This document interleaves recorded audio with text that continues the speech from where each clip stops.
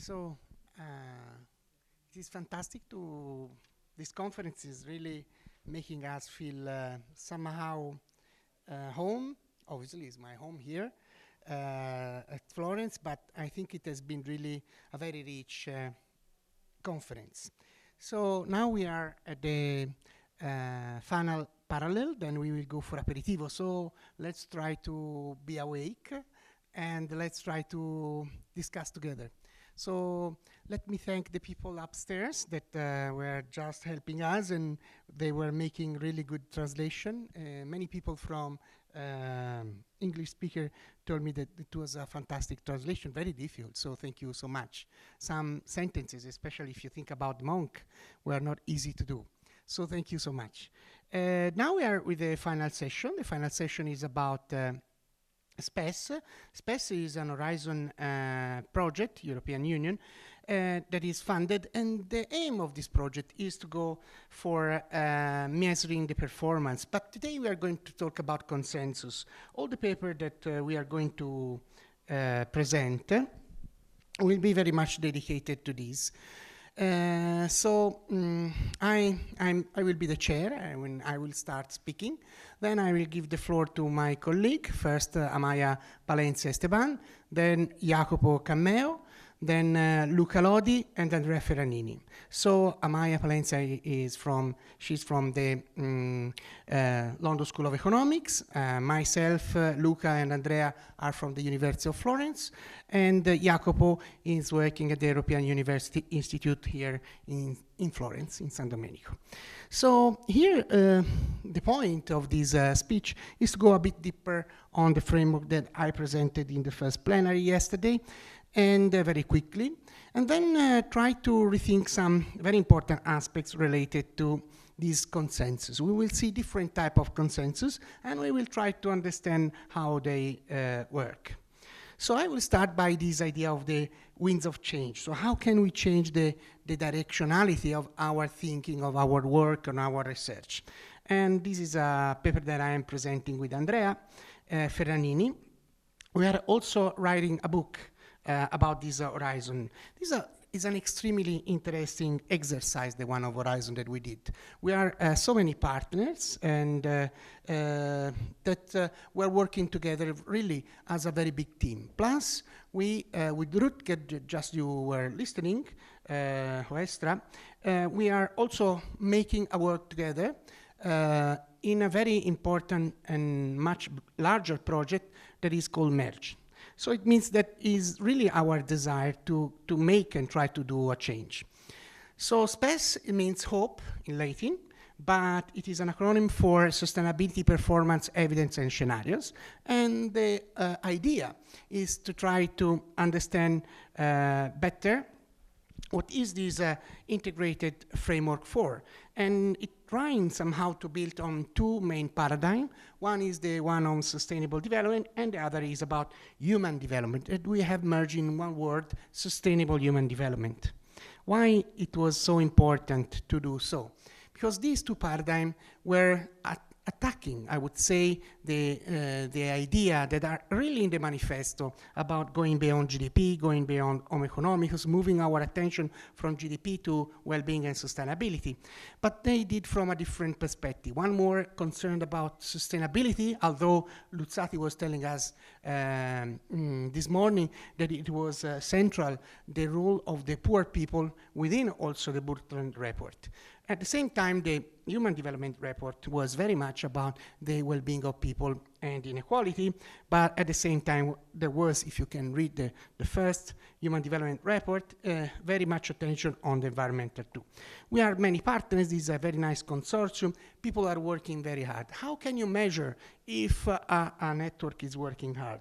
Well, you know, when you program something, you have some delivery, and this delivery are given by the program you make that is financed. When the people want to deliver more than is expected from the European Union, it means that the people are very much convinced on what they are doing, and they really fit their challenge and they do their best. I would say that for each work package, we were able to produce more outcomes that we were supposed to do. So the idea is to start from concept and try to reconcile some concepts that go one against the other at least so far. Can productivity dialogue with equity? Can productivity increase dialogue with environmental sustainability? Can it be part of a process of inner peace and peace or not? So there are many questions, and vice versa. You can ask yourself, is something that you are going to do for equity is going to produce conflict or participation or not? So the idea was to try to think about measurement, and today we are going to speak about this, and how then this is linked to policies. There is a diagram we started from, and this diagram is not made by us, but by Thorbecke. Thorbecke was writing it by revising the development of the economic development doctrine in order to see that the doctrine do change according to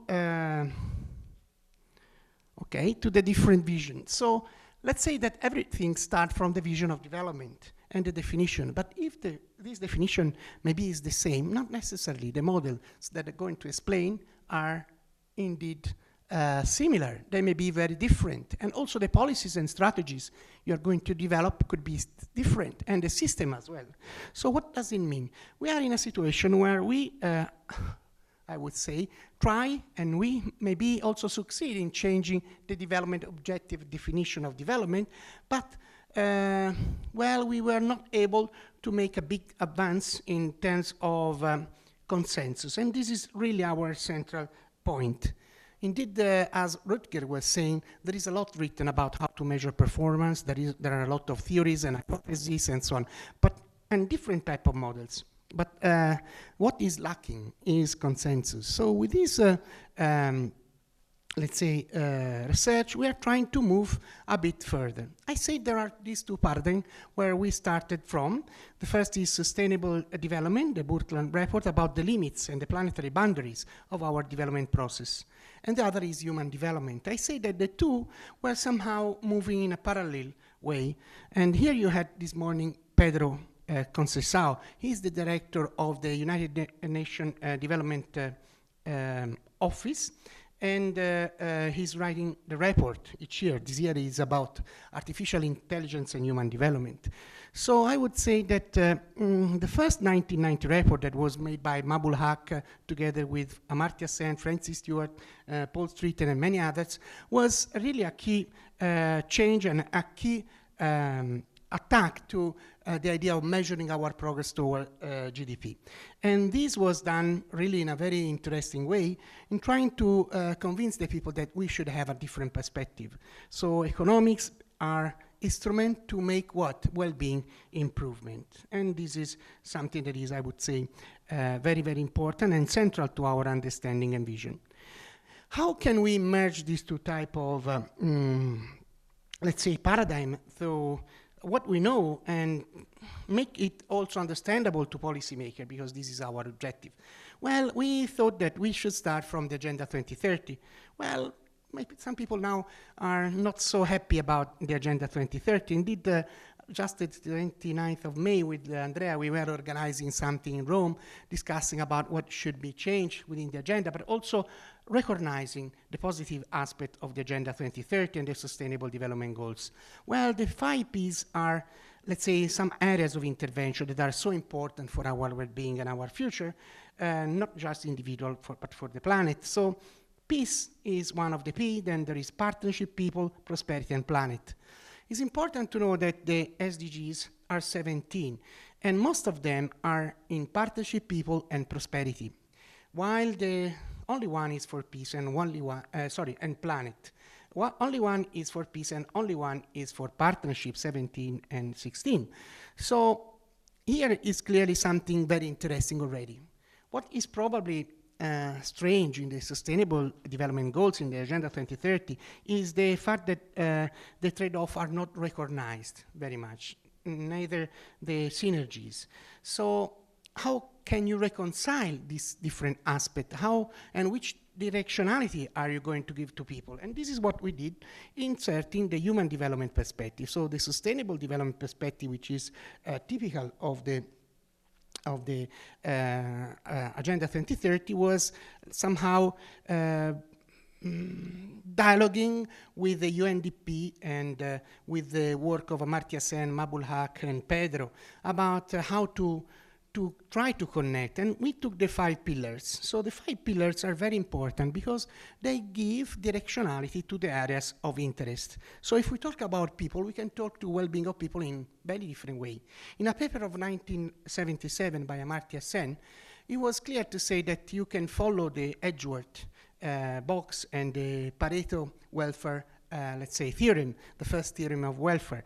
And he said that this type of objective was so far and so distant from a good society. You can have a perfect, let's say, society in terms of Pareto optimality, but very disgusting. The reason is that you cannot move some resources from rich people to the poor people because you are making rich people less rich, okay? So you cannot move things from one. It's clearly that this society is for people, the policies that you are going are for people, but they're not for equity. This is just an example. We can talk about productivity when we talk about prosperity, but the prosperity is very much linked to the concept of economic growth, also in the SDG 8. But at the same time, we have another concept within the SDG 8, which is decent work.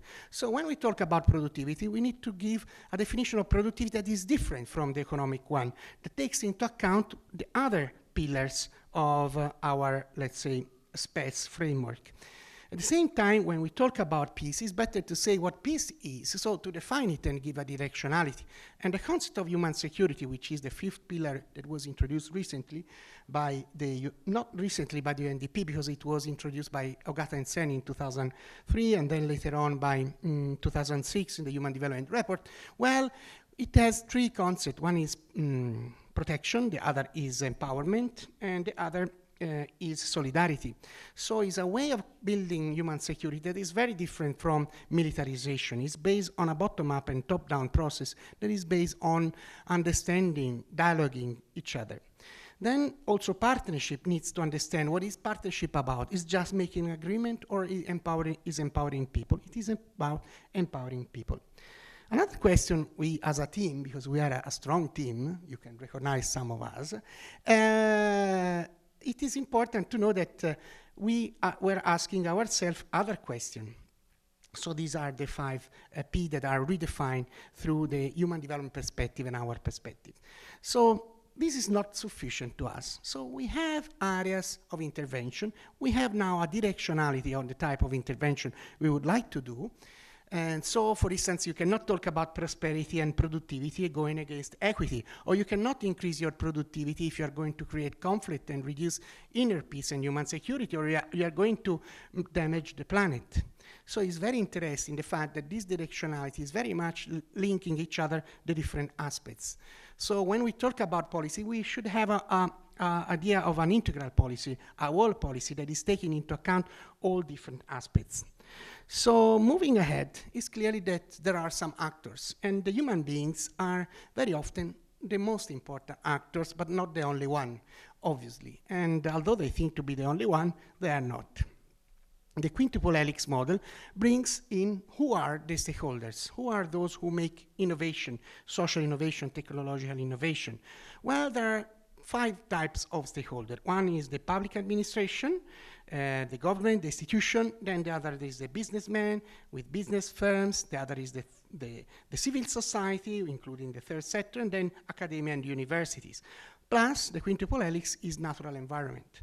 We already said, if you were here yesterday, we were already discussing a little about this, and to see how the different actors exchange ideas and try to make the difference in deciding the directionality of the research. So business is influencing the productivity, at the same time the type of output or the type of production or the involvement of labor could be for equity, for conflict or not conflict, for inner peace or not, for the environment or not. So we understand that we, as part of the government, are part of the academia, part of the business and civil society, including nature, we are part of the change, and we have a very huge responsibility. So this is very important because it tells you that these type of actors, helices, are going to work together to define our perspective and our process of development. So they are quite central, they're quite important, because they are going to say to us in which world we are living. is not just material aspect, but also immaterial aspects. So I think this is quite important and central. And less. Okay, now we are at the, okay, I finished, so this is quite interesting. Okay. So the point is that if we are the actors of change, and probably you understood also by some presentation of today and yesterday, it's clear that we have a very important role. And this role is quite central in our decision making. So clearly, as I said yesterday, and it was repeated today, very often we try to see what is occurring in our society, something that is external to us. People say there is an elephant in the room, we are damaging our planet, and we don't know what to do with that. But it's clear that now we are able to analyze and to understand the elephant that is in the room, and we know what is making the elephant bigger, and what is making it more dangerous for our well-being and for the well-being of the humanity, and not just the humanity, but also of nature as well. So the point is that the real change is within us. If we are the actors of the change, so if we are part of the academia, if you are part of the civil society, if you are part of the government, the business, and the natural environment, clearly we have a very important role as human beings. Indeed, as I was saying yesterday, I am an academician, but at the same time I'm part of the civil society. I somehow run some, let's say, informal business, let's say, in doing research, although it's non-profit. But the point is, the directionality that we give in our work is very different.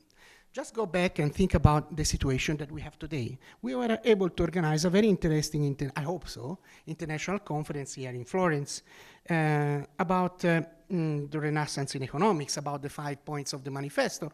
A few years ago, it was impossible to think about it. Impossible. What does it mean? It means that if we want, if we think that we can reach something, well, if we have the idea, if we are able to dream, then it's obviously we are able to succeed in doing what we are thinking. And this is, I think, so important. I see Marcello here. And when we started, we didn't thought that 350 Italian economists were signing the manifesto. We thought that we were, I don't know, 20. We started in 9. We thought we will be 20, 30. Then 350, what does it mean? It means that the people want a different narrative. They want a different type of doing economics. So we were able to change thanks to the fact that we decided to change. And I think this is quite central, and this inner type of transformation, which is individual but at the same time collective. Well, I was, let's say, since I started to study, not very happy with neoclassical economics. But later on, well, when I realized that other people were doing that, we were able to do some and starting some transformative elements. And we want to involve the most people possible, because we think that as we have, let's say, taught and used economics was very wrong for the planet and for ourselves. Then there is this fact of reflexivity and social learning, which is as good as important. There are some means of implementation, and here I think is quite important to say. So the model, which is based on ecosystem, is very much based on some triggering factors that are pushing. So profit-seeking behavior, the homo economicus, utility maximization, capital accumulation. We don't feel this is really what should drive our economy. These are important instruments, maybe, but they should have a different type of, let's say, objective. It's not economic growth and productivity. So when you think about the means of implementation, these are thought for economic growth and productivity in economic terms. So research and innovation so far was for economic growth and productivity, and capital investment as well, and good governance as well. And actors of change were very limited to 3: government, business, and academia. So what we want to say and what we want to do is to go further and to see that the inner transformation is given by us, and towards unity and connectedness, and the reflexivity and social learning are central to this transformation and resilience. There is not just business, government, and academia, but there is a civil society and natural environment. And the outcome we are looking for are very different. So when we talk about good and conscious governance for sustainable human development, it's clear that it's different from, say, good and conscious governance for the market, or it's very different also from other type of approaches to research and innovation. If you do research and innovation for the sake of economic growth, you are serving economic growth. You're not serving the quality of life of people or the environment, so not well-being that is sustainable and inclusive. So we want to transform research and innovation for sustainable human development. And when we do investment, we have to take into account this. Clearly, when we talk about productivity, it's a different type of productivity. This, many people think, can go against profit-making enterprises, could be negative for the labor and so on, but it's not true. This is just a false narrative that we need to change. We have to be brave for that. It's not that you were more productive when people were nasty with you, or when you were doing negative things, when there was conflict in the place of job.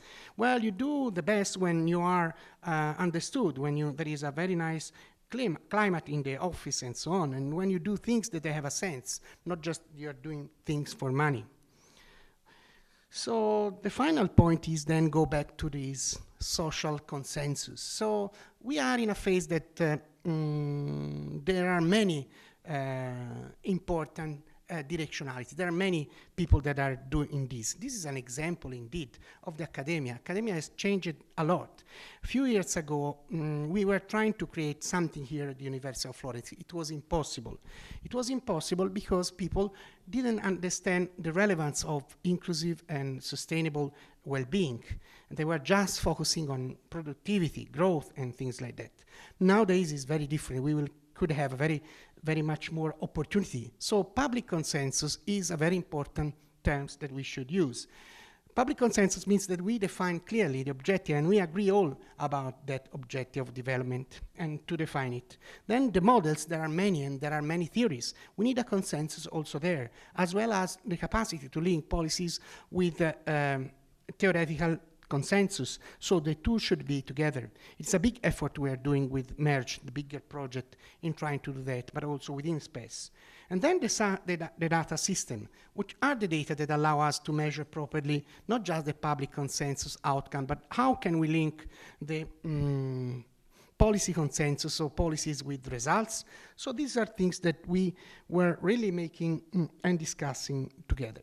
So having said that, we can go back to the, so I finished my presentation because I want to give space. I hope I didn't take too many minutes. Probably I did a little more. Well, probably I'm not. So now I give the word to Amaya. Amaya is going to speak about the research that the London School of Economics, together with the other teams, were doing. So thank you very much.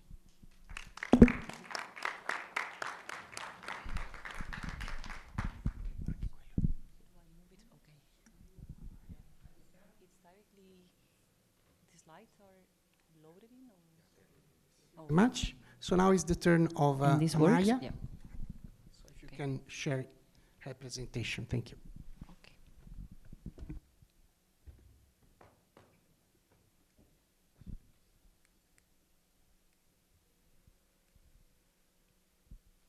Okay. Thanks for keeping it till the end of the day. And this is basically the work that we've been doing inside one of the working packages of this PES project that Mario was presenting. And it's basically about the idea of leaving no one behind in this green transition. So basically what we will try to show today, it's a bit how we measure cumulative exposure to climate risk in Europe. I will try to briefly explain the framework that we built to present how this exposure looks like nowadays, and I'll give a very brief view of how we expect it to be in the future via some projections that we make. So, it's down, okay. So probably I don't need to motivate much in this sense to this audience, but we do know that climate and environmental risk will be quite prominent in the next decades. And we also know that climate change has a lot of impacts on our societies, economies, but not only from this human point of view, but also on ecosystems, right? So in this context, we know that you and some of the countries maybe not the US anymore, but are fighting and are developing this idea of providing a just and fair transition. And it's important because we actually know that the impacts of climate change are going to be unequally distributed, right? So it's the research on the effects of climate change. It's broad. It's not new. But what we realized is that most of it has been focused on the broad economic impacts and very broad distributional effects of climate change. So actually, when you look at the literature, most of the research that you search is what's the impact of climate change on GDP growth, or even if we go into the agricultural sector, what's the impact of climate change in agricultural production, in crop fields? And some other works that also look at the impact of climate change on Gini. And it's true that we learned that climate change is going to increase inequalities both within and between countries, but it doesn't speak much about who are actually the ones who are going to be suffering from these adverse consequences. I have to say, and obviously there's some new work that's been developing, especially in the last years, that explore these distributive impacts and vulnerabilities of households. But what we claim in this work is that still there is this a bit lack of knowledge about how simultaneous exposure to different potential risks affects individuals. And that's a little bit what we'll be trying to show today. So when we talk about this cumulative exposure, what we basically mean is risks coming from different dimensions and how their intersection and the joint distribution then shapes individuals' vulnerabilities, okay? So I'll try to briefly explain the framework that we built. So as you can see here on top, there's 4 boxes. So the very first one is the climatic risks that we consider in this work, which basically measure energy and transport poverty with the idea of capturing the fact that potential increases in energy demands and energy prices will have on individuals. Then we have the next 2 boxes which talk about health-related issues. So we know that heat waves can actually affect a lot, for instance, strokes and cardiovascular issues, but we also know that climate change can affect respiratory issues by increasing allergenetics, also by setting really adverse climatic situations such as increasing pollution and so on. So we're going to be capturing both respiratory and cardiovascular issues. And then something that we added up, and it's not per se a climatic risk, but in our framework we thought that it can act as an amplifier risk in this setting. It's the socioeconomic conditions that individuals hold. So think about households who have a higher income. Obviously they can afford private healthcare, they can insulate their households by installing AC and so on. So we also add this dimension into this framework. It's basically what we're measuring is whether individuals are socioeconomically deprived, if they are at risk of poverty, or if they have they live in households with low work intensity. So they imagine that there is a shock. Obviously, if you're not working, then you're going to be more vulnerable. As you can imagine, there is no data set at the EU level that is given information in all these dimensions. So in order to be able to merge all these channels, what we basically do, it's a matching exercise, okay? So we're gonna take EU Silk 2019 as the base year, and then we're gonna do, through LASSO, but I'm not gonna get into details, we're gonna assign to each individual in EU Silk a predicted probability of being energy poor, transport poor, of suffering respiratory problems, cardiovascular problems, and also of having any of these 3 socioeconomic conditions. So basically we have the probability that each individual in each country, in each region in Europe, it's going to be exposed in this dimension. And that's going to be the key exercise that we do to then explore how this cumulative exposure works. So once we have built this big data set with all dimensions included, we are going to move into the analysis. So I don't want to get a lot into details. Basically, what we do is, as I was saying, we have for each individual, what's the predicted probability of being exposed in its dimension. So we have 3 key indicators. Let's say your minimum risk, your maximum risk, and also your average risk in these 7 dimensions. It's written 5 there, but it's 7. And then with this average risk, we can aggregate it at the regional level to identify hotspot areas or areas in which populations are jointly more exposed. But obviously we can say that looking at this dimension, it's a bit limiting, that we can lose a lot of information. So we are concerned about the distribution. And in order to do that, We measure also how unequally these risks are distributed in the region. And then we also measure what we called cumulative exposure. It's an indicator that we take from the literature on deprivation. And it's basically an index that goes from 0 to 1, and it's telling us whether an individual that is exposed in one dimension, it's also likely to be exposed in other dimensions. So it talks about this concentration, okay? And then obviously, we're interested in knowing, but who are those that actually have a larger average risk, a bigger one? So we perform, it's called the conditional variable importance method, basically to identify and see which socioeconomic and individual characteristics explained part of the variation that we observed at the regional level. So I don't want to go into details, and I'm going to move into the results that we observe. So here in this graph, basically, what you can see is how average risks in the 7 dimensions that I've been presenting before look like at the regional level in Europe. And obviously, as you can see, and it's quite clear, is that the Mediterranean and somehow the eastern part of Europe, it's on average more at risk than the northern countries, probably to no surprise to anyone in this audience. But most interestingly, it's nice to see this, but what about how risks are distributed in the south? It might be that we have, I don't know, southern Italy with a higher exposure, but maybe it's more equally distributed. Maybe it's that everyone it's affected, or it can be that it's just a few individuals. And in order to get a sense of the distribution, in the following graph, I'm showing a scatter plot. We can see the 2 big ideas that I was presenting. So on the x-axis, basically, what you see is how equally or unequally distributed the risks are distributed in a given region. And on the y-axis, what you're seeing is how these risks are concentrated. The higher the index, it means that it's fewer people. The risks are more concentrated in fewer individuals. So let's say that if I've observed someone exposed in the energy dimension, it's also likely that they are exposed in the, let's say, health dimension.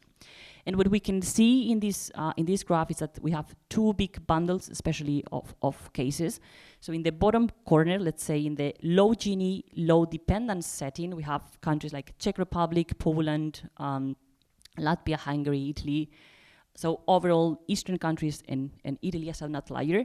And how we interpret this graph, it's in these areas, risks are more homogeneous, and there is less dependence. So everyone seems to be exposed in some channel, but it's not that they are affected in the multiple dimensions. So it might be that I'm affected through health, then Andrea is affected through energy, then Luca is affected because it's socioeconomically poor. So everyone is somehow affected, and that's why the Gini is lower. And then we have the other countries that it's more like Belgium, Austria, Ireland, Netherlands, to lower extent, and Cyprus, where we see that Gini is high, so it means that risks are concentrated in fewer hands, and dependence is large. So those who are actually exposed are exposed in multiple dimensions. Okay, so there's this big vulnerable socioeconomic group. And I would say that the nice part of this graph, or the part that I like the most, is also this positive trend or positive association between Gini and dependence. So the more unequal the distribution of risk, the more likely it is that few people are facing multidimensional risks. Okay, and in terms of what it's then explaining these differences within regions, we perform this kind of random forest analysis, and what we basically see, and probably to no surprise to anyone, is that household income is the variable that's explaining the most when it comes to the regional disparities. We see that age is important in Italy and the Czech Republic. But basically, as I was motivating, we can think of households with more income as having more budget to afford these socks. As I was saying, you can install AC, you can afford private healthcare. You also have a more stable labor market contract. So if there is a shock, or if the economy is going wrongly, you're more likely to hold the job. And something that linked to this, I think it's interesting. It's the other arrow. It's the relation that we find between the role that different socioeconomic conditions play and the inequality of the risk distribution. So in the really middle of the graph, what you basically see is that in those regions where Gini is low, it's higher, so risk distribution is unequal, it's concentrated in fewer hands, income is explaining the most part of this variability. So this could be pointing that it's actually the poorer households who are actually affected in these multiple dimensions, where in the countries where Gini is less unequal, we see that individual characteristics like age, your household size, or even your occupation of your sector explain more. So since G needs, as I was showing in the previous graph, when G needs lower, dependence is over lower, and basically it means that everyone is affected somehow. It makes sense that it's individual characteristics which explain these differences. And then I'm about to show the last part of the analysis that we perform. I'm not going to explain a lot this slide, so just giving you the intuition. What we try to do is to predict how this exposure will look like in 2050 under two different economic scenarios, okay?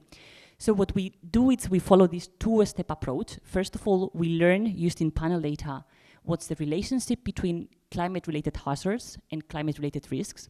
And once we learn how this relationship works, we use future projections of climate to predict future vulnerabilities. Okay, so it's basically an interplay of estimating this beta and plugging future climatic variables. And what we learn from this exercise is basically that average risks are going to increase in most parts of Europe, especially in the South Mediterranean.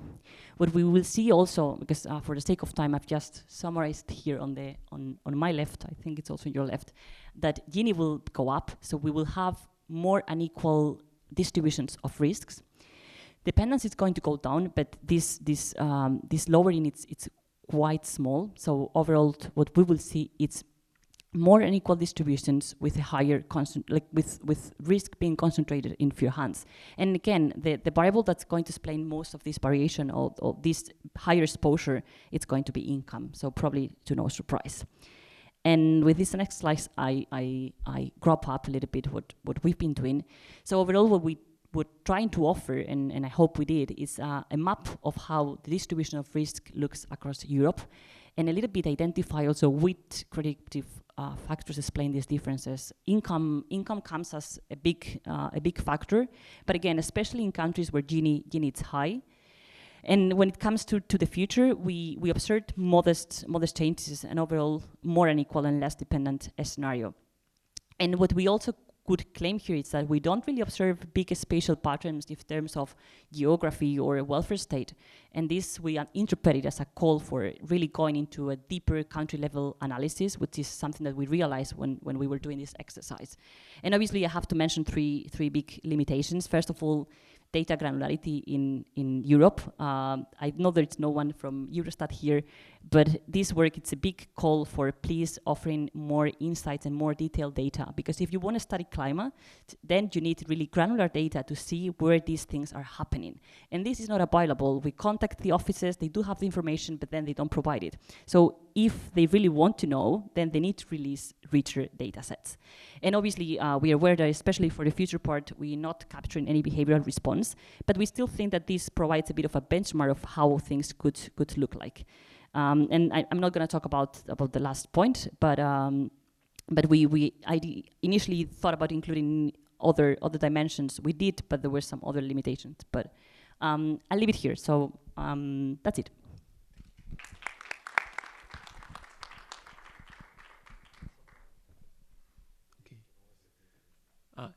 Yeah. So I'm Jacopo Cammeo for the third presentation. Okay. So thank you, Mario, for presenting the framework, and thank you, Amaya, for your presentation, because it's very helpful also to understand what I'm going to talk about. Again, for the SPECS project, as a consortium partner at the UI, we were asked to investigate, after the climate risks, let's say, the so-called transitional risks. So how the European climate policies that are necessary to face the challenges posed by the climate crisis, how to mitigate the potential negative effects of such policies, especially for vulnerable households and communities. How does it work here? Okay, sorry. So the work was about studying a specific mechanism called the EU emissions trading system and the interaction with the social climate fund. This the program, the set of policies implemented by the European Union to, as I said, to mitigate the let's say negative externalities of European climate policies. And we developed the first version of this work in deliverable for the SPES project. We are now working on academic paper to also to implement this work to produce more data. So we go super quick on this first part.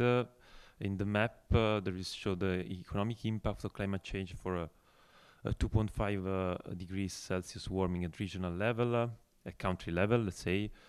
But this slide and also the following one were there just to testify that we are not telling the audience that climate policies are bad. The problem is definitely climate change. Climate policies are the solution. Sometimes they could lead to some negative effect, but we can mitigate and manage those effects with the tools and dedicated instruments. What we did was to analyze the set of policies proposed within the framework of the European Green Deal in 2021 and the package called Fit for 55, consisting of specific several legislative proposals to implement and achieve the climate goals of the European Green Deal. And among the proposals, there is this. There was the reform of the European emissions trading system, the EU ETS. The EU ETS is basically a market tool applied to environmental to the environment.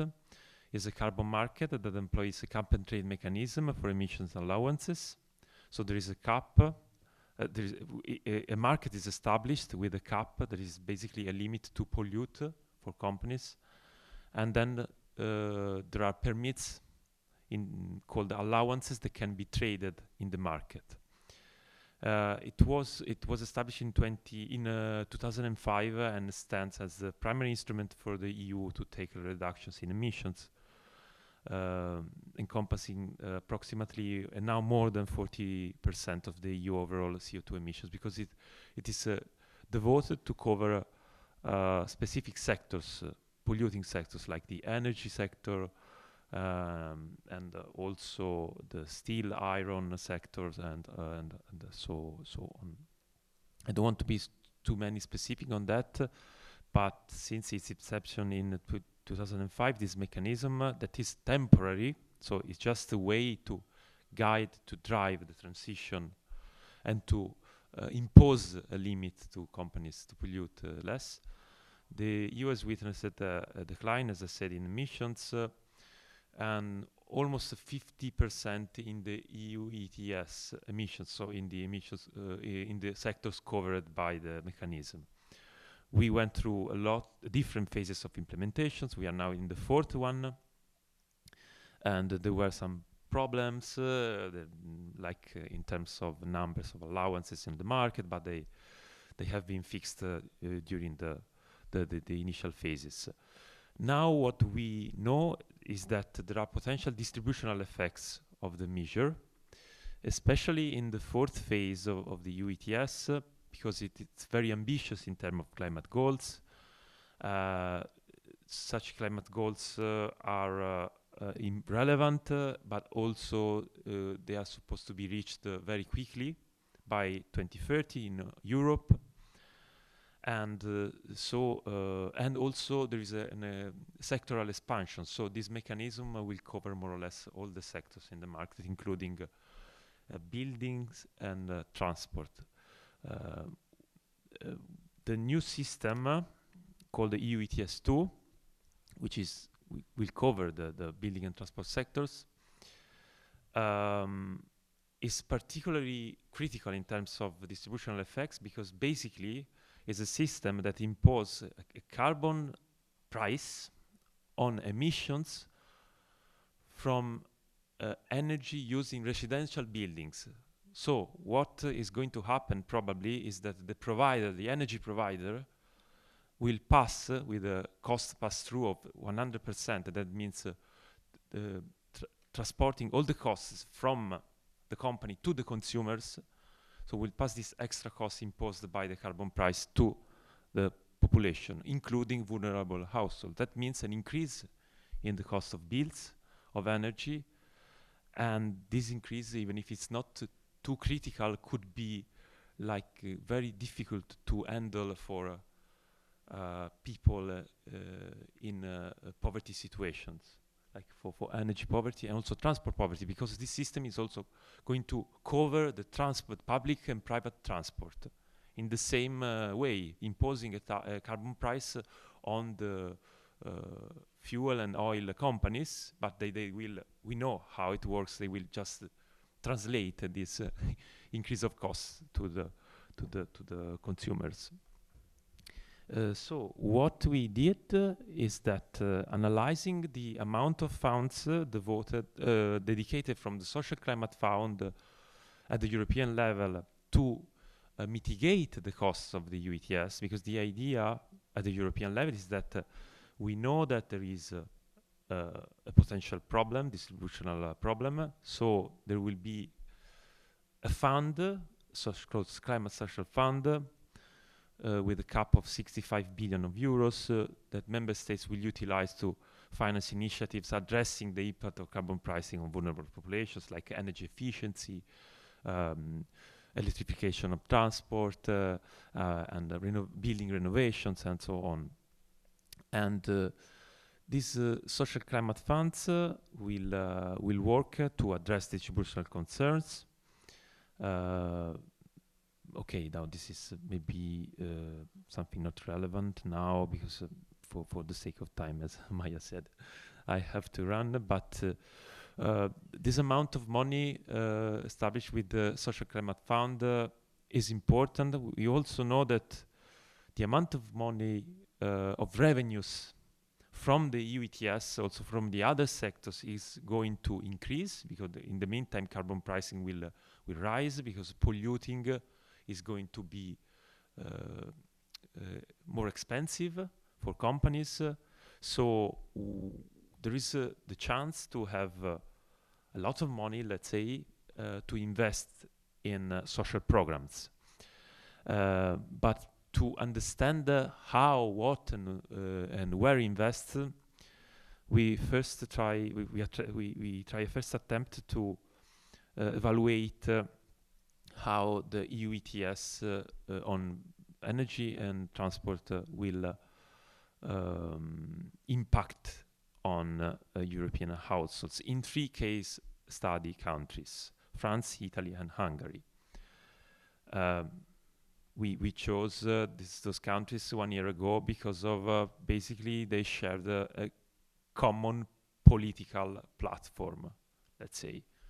Not France, but we were very close to the elections, so we thought that a very good idea was to study countries that they were using the problem of climate change to like boost populist movements. And so the very first results are that for all the 3 countries, these extra costs imposed because of climate reasons, let's say, will be manageable in some way, will be a little bit more expensive in France. In Italy, we are like in the middle, and in Hungary is going to be less. But the most important point is that different contexts have different situations, and so we should reflect on the fact that even an extra cost of around, let's say, it's an estimate, around 200 euros per year on the bill of an average family is sometimes challenging for families, households in vulnerable situations.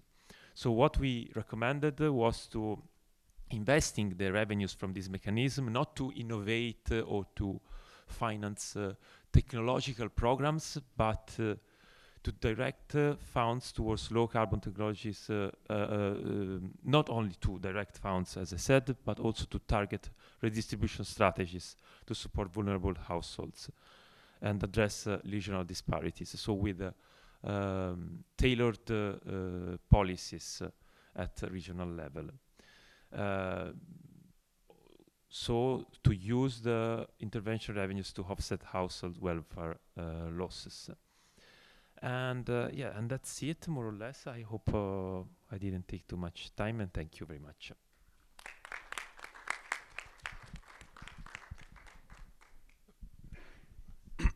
Hi everyone, I'm Luca Lodi. Yes. Thanks for being still here even on Friday evening. Soon. Okay. So what I am going to show you today is a report that we wrote for the SPES project with Mario and Annalisa Caloffi, which is a professor at the University of Florence. And we wanted to try to map all the innovation policy initiative in the EU and extra EU and see if there is a multidimensionality that can, say, agree for a just in transition. Okay. Yes? Okay, so in this case, we try to apply the SPES framework. So in order to see if there is a multidimensionality of several policy areas that can fit with the just in transition. So just win means that it's green and digital, but also considering the social aspect. We apply the SPES framework to the STEEP Compass dataset, which is a collection of the science and technology innovation policy that made by the OECD. It's covering about 58 countries, including the EU, which is a separate entities. So we use the pillars of SPES to identify the policy area, while the actors are also the beneficiaries of this intervention, and then we add a further classification in order to categorize the policy instrument in the one that are economic and financial. Yes, thanks, sir. Questo funziona? No. Can we use this? Okay, I try to improve. Okay. So then we categorize these instruments by considering one that are economic and financial, that are soft instruments, so as kind of non-coercive recommendation and agreements, and other which are more regulatory instrument. Okay, the advantage is the country coverage, also the time coverage. The limitation, in which we can have only country-level initiatives, and we don't have the budget. We try to investigate and extrapolate the budget, but we cannot actually make a clear mapping of this. So this is an exploratory analysis in order to assess qualitative the content of the policy. This is how we classify the policy areas according to SPES using the information contained in the STEEP dataset. Of course, productivity is the largest part, since we are talking about science, technology, innovation policies. Then, but they contain also other information, of course, the environmental sustainability, but also the one concerning equity, human security, participation, and empowerment. And we had a further category, which is governance, because a set of initiative was strictly connected with a set of strategy at several levels, so we cannot really fit into one of the SPES, let's say, category.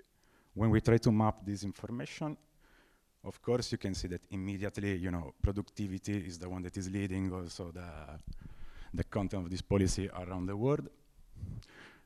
Well, of course, now Europe and other Western industrialized countries are the one which shows more heterogeneity, but focusing on Europe, for instance, as we can see, the environmental sustainability, you know, are kind of uniform, but they represent almost are below the 20% of the initiative considered, so they are really focused in an area. Governance is slightly more diffused, especially for what concerns also Southern and Eastern European countries.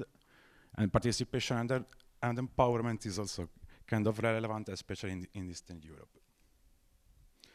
Then, you know, the policy mix, you know, we consider this as a complex arrangement of multiple goals and means in which many cases have developed incrementally over years. So it's a kind of combination of these goals. So to collect this information, we try to make this classification. What is evident is that the countries that are, say, on the panel on the top right, which are mostly industrialized countries, they can have a lot of more heterogeneous mixes, but the ones that are on the bottom left, especially which are in general low-income country or country from the global south, they have a huge focus on productivity, show less heterogeneity. The ones that are in the center, which of course also here there is a lot of variety, but they are a lot of initiatives that are related with the governance of the strategies related to how to coordinate policy in innovation. Okay. Then, since the policy area, we are lucky, so each initiative is not only unidimensional, also as the data set, the information from the data set, we can try to check if there is the conditionality.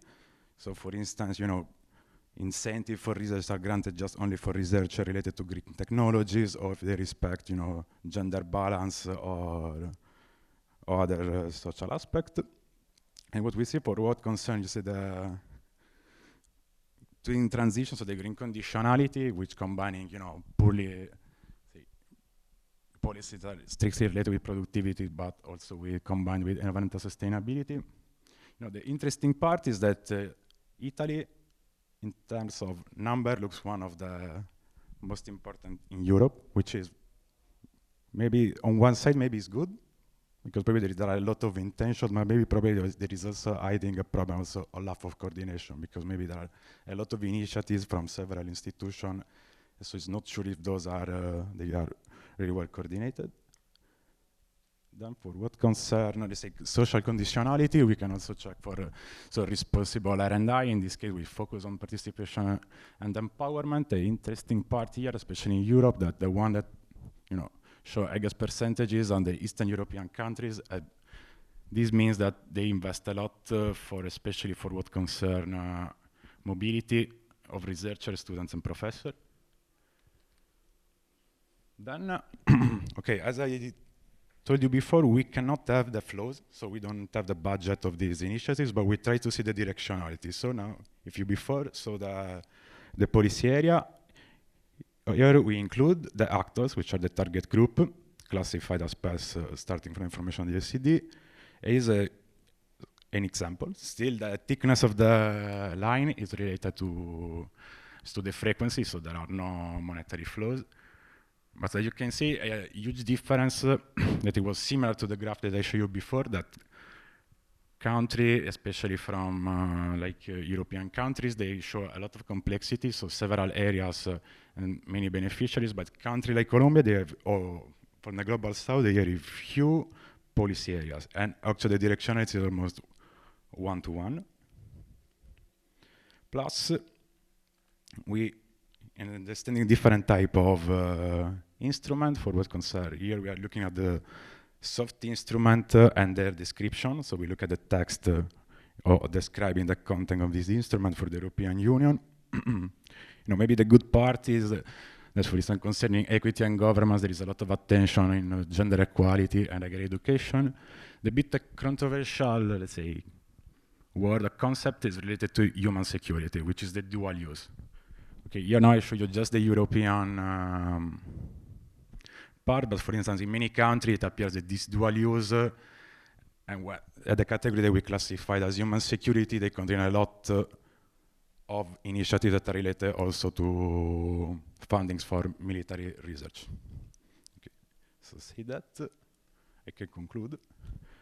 So as as Maria said before, we consider also nature as one of the target group. Here we find a bit interesting, which is maybe also due by our classification, that even if there is environment as a policy area, nature is not really a target. So maybe we can do a better effort to search into the description of the policies, but maybe is also an interesting fact. The dual use is pretty crucial and needs also more development, but most of the ethical aspect in this kind of policy are concerning the military or research innovation related to military use.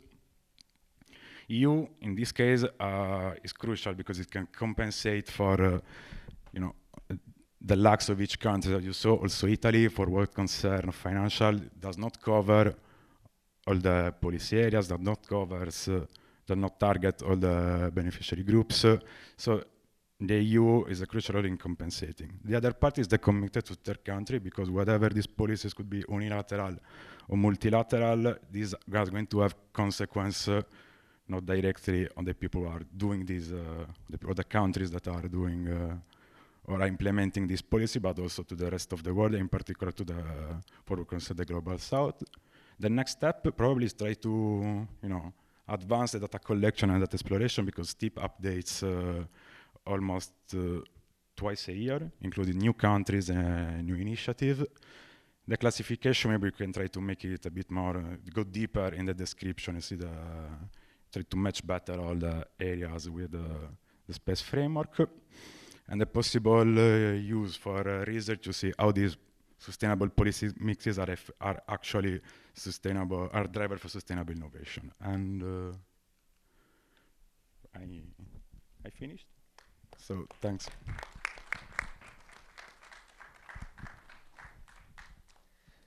Okay, thank you very much. I'll be very quick with no slides and try to give some concluding remarks out of this parallel session, but hopefully also connecting to a few insights shared yesterday and earlier today. I'm Andrea Franini. I'm acting as project manager in SPES. Luckily enough, I'm acting also as researcher in SPES, so I'm not just dealing with admin issues and coordination issues, but I can have a say on research. But to conclude, I want to go back to the past. So SPES is part of a call from Horizon Europe, which was quite attractive. It was released in 2021, and it was carefully and clearly mentioning the need for Europe to go beyond GDP, and the European Commission funding 5 projects to provide answers. How can we go beyond GDP? How can have an integrated framework on these matters? So when we read the call with Mario, with Jacopo, with several colleagues, we say, okay, we should have a go. We should try to submit a proposal, because it's a key momentum in the debate. We want to contribute to this. Luckily enough, or good enough, we got the grant. And then as soon as we started in February 2023, a few months later, there was a very big event at the European Parliament. Directly there was a Beyond Growth conference. Stefano, you were there with us, and a few other of you. Directly at the Parliament, it was quite impressive, because there was a huge group of activists, especially youth activists, huge group of advocacy organizations, youth group of scholars, arguing for going beyond growth in Europe, and the Commission was there. Ursula von der Leyen was there, Paolo Gentiloni were there, a lot of MEPs, European Parliament members, from different parties, from the center wing to the, let's say, left-wing parties. So when we were out from the conference with Mario, I'm recalling Stefano because we went for a beer there, and we were like, okay, I mean, that's a moment. We were in the Parliament discussing on Beyond Growth. And as a project, we really need to do something. We need to deliver high-quality research, high-quality empirical analysis, and high-quality policy advices. But then, to be honest, in 2024, everything changed. So the mood now is completely different. Now we are in the area of the competitiveness compass by the European Commission. We are in the area of Reharm EU. So these topics are not anymore at the center of the debate. So just in a couple of years' time, May 2023, like now it's June 2025, the priorities have shifted completely. And ourselves, as an EU-funded project, we ask ourselves, how can we keep the topic? How can we keep the momentum there? Because people at the Commission are now shifting the attention to the bad guy, okay? Especially rearming you and everything.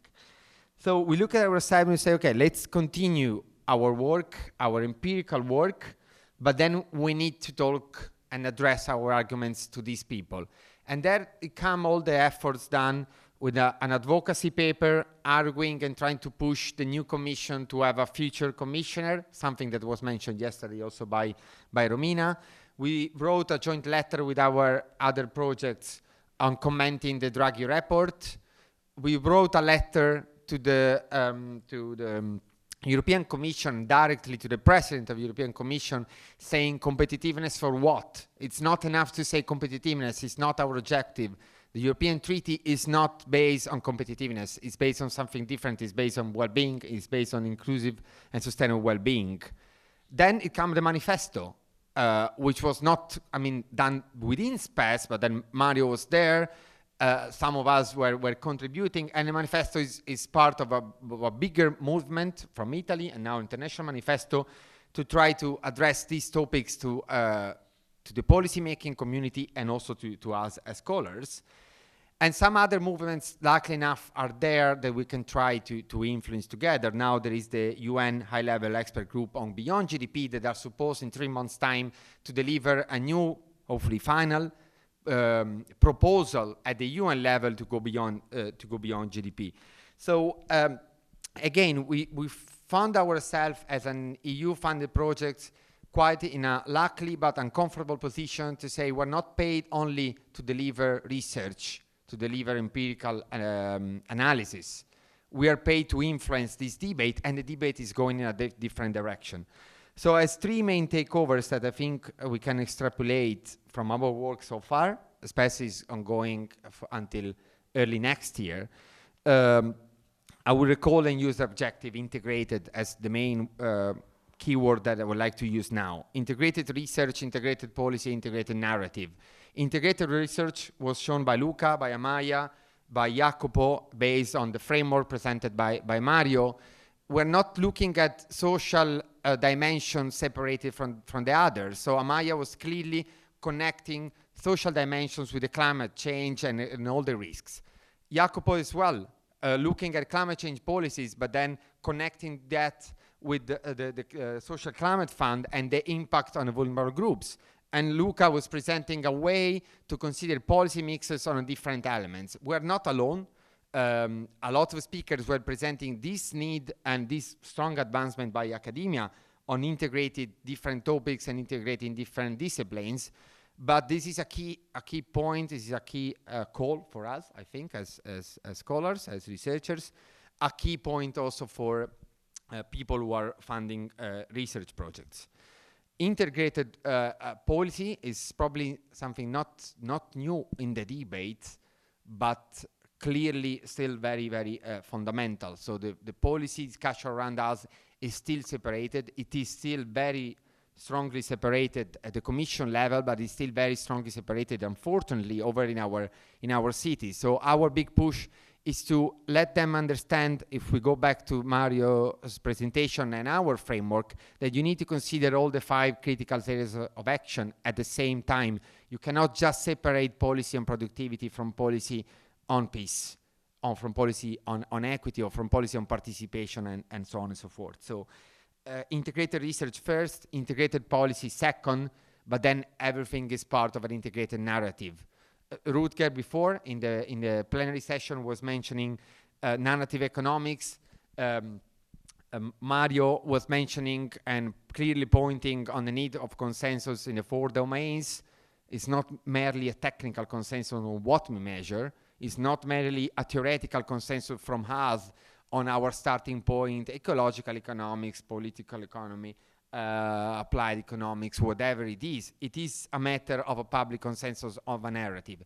Again, we are scared by the point that the narrative is going probably back, or is going in even more or in a worse direction. But there is still the ground. There is still a strong community of scholars, a strong community of activists who are still there pushing in this direction. And I think it is our ambition, it is our role, and the manifesto is giving us even a stronger push that we keep integrated narrative as the main message to the Commission, to the UN. As mentioned by Mario, the discussion the UN system has already started on the future 2030 agenda. How can we talk about this in the Trump area? It's a nightmare, but I mean, as scholars, we should keep a point, and I think that integrated research, integrated policy, integrated narrative should be our main point by having sustainable and human development, by having inclusive and sustainable well-being as the main cornerstone of any policy. Thank you. We have 3 minutes and 44 seconds for some questions, right? Or comments or critiques. Or wine waiting in 3 minutes and 30 seconds.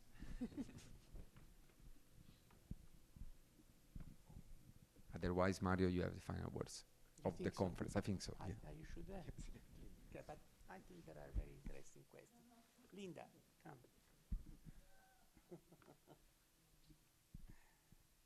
No? No. Has been a very short journey, but for me a very long journey. You have seen how much I was involved in this conference and how much of my energy I have put into it. Well, I'm recharging it because it was just now, and I enjoyed very much to be with you and to discuss about this new perspective of this discipline, which is economics. I think that this panel was very interesting because we were combining both, let's say, some very important insight from the vision of development, what should be and how could be, with very important analytical work that we have done. So it's not that sometimes we speak more generally about what should be and how could be. Then we do our best to bring our knowledge and our competences, including in measuring and analyzing, to make this really an important step towards dialogue and a consensus. Our effort, all the team and all the other partners, which I didn't mention, we are enough. We are 12 partners within the SPACE project. We are all really very much committed. Plus there are other 3-4 projects, because one is not in, but is participating. So we are around 60 partners, plus other partners. So we didn't show anything about that, but this is somehow to tell you that we have really in our heart the idea of changing something and try to help the European Commission to change the perspective. Another thing that you have seen in these studies is the perspective also from the Global South. We don't speak enough about Global South. We do not understand Global South. We do not understand what India, what China, what other countries can say to us. But in our project, we dedicated a lot of energy and to understand and to have a different perspective. So my point is just to thank all of you for being with us, and I really appreciated the conference. It was very lively, and we are at the end. We are ready for the aperitivo, I think, and I wish to thank Andrea and all the other and all of you. Thank you very much.